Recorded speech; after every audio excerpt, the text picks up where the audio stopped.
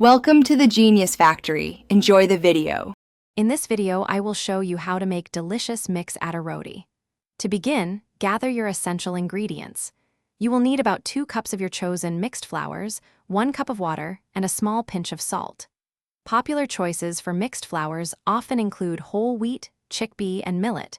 Make sure all your ingredients are at room temperature.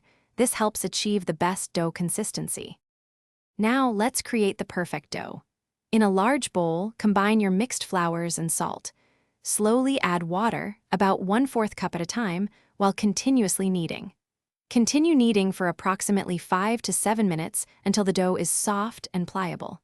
Cover the dough with a damp cloth and let it rest for 20 to 30 minutes. This step is crucial for a tender roti. With your dough rested, it's time to roll. Divide the dough into 8 to 10 equal portions, each about the size of a golf ball.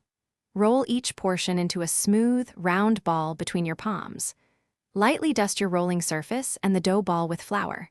Using a rolling pin, gently roll each ball into a thin, even circle, aiming for a diameter of about 6 to 7 inches. Finally, let's cook these delicious rotis. Heat a griddle, also known as a tawa, over medium-high heat until it's quite hot. Place 1 rolled roti onto the hot tawa. Cook for about 30 seconds on the first side, then flip it.